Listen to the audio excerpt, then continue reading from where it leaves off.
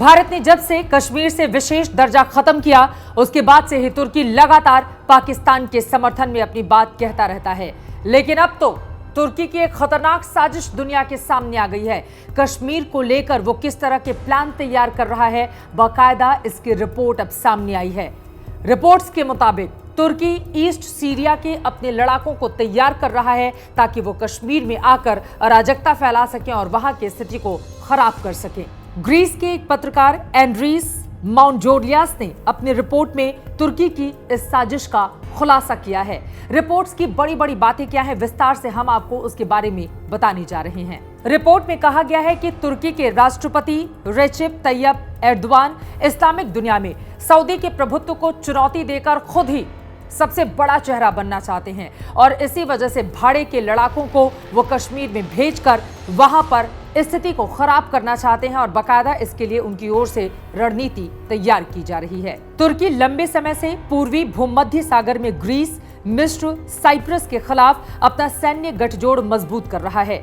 तुर्की भूमध्य सागर में इस अभियान में पाकिस्तान की भी स्थायी मौजूदगी स्थापित करने में लगा है। इसके तहत पाकिस्तानी रक्षा मंत्रालय की एयरक्राफ्ट और सेना की मौजूदगी को भी वो सुनिश्चित कर लेना चाहता है और तुर्की की ओर से बाकायदा इसके बारे में पॉइंट टू पॉइंट नोट भी तैयार किए जा रहे हैं ताकि वो पाकिस्तान को हर तरह की मदद कर सके।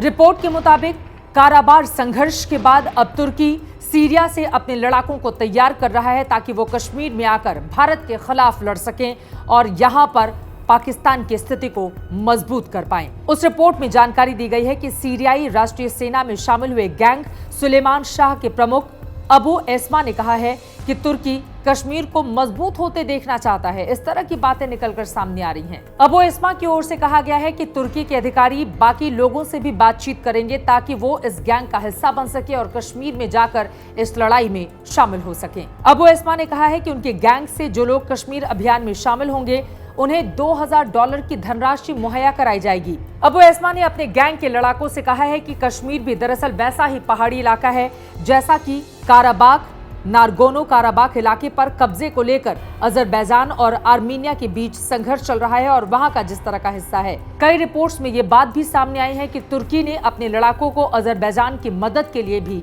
भेजा था। स्थानीय सूत्रों ने बताया कि तुर्की एजाज, गेराब्लब्स, बैफ, आफरीन और इदलिब में कश्मीर भेजे जाने वाले लड़ाकों को चुनने की प्रक्रिया को अंजाम देगा और लड़ाकों का नाम बेहद गोपनीय रखा गया है ताकि किसी को इस बारे में कोई जानकारी नहीं मिल पाए। कश्मीर के मुद्दे पर पाकिस्तान को सिर्फ तुर्की से ही समर्थन हासिल हुआ है और तुर्की भी बढ़ चढ़कर पाकिस्तान को मदद का आश्वासन देता रहा है। लेकिन कश्मीर के मामले पर आपको बताते चले कि ना ही सऊदी अरब और ना ही यूएई से पाकिस्तान को किसी भी तरह का समर्थन हासिल हुआ। 14 फरवरी 2020 को तुर्की के राष्ट्रपति एर्दोगान की ओर से कहा गया था कि कश्मीर तुर्की के लिए भी उतना ही महत्वपूर्ण है जितना कि पाकिस्तान के लिए है। और बात सिर्फ इतनी ही नहीं, संयुक्त राष्ट्र में भी तुर्की की ओर से कश्मीर मामले पर पाकिस्तान का पक्ष लिया गया था। तो तुर्की की ये खतरनाक साजिश अब दुनिया के सामने आ गई है। लेकिन तुर्की कितनी भी कोशिश करे और पाकिस्तान का कितना भी समर्थन करे, कश्मीर मामले पर उसकी दाल हिंदुस्तान कतई गलने नहीं देगा और हिंदुस्तान की तैयारी पूरी है। पहले भी कई मामलों में तुर्की को इस मुद्दे पर मुंह की खानी पड़ी है।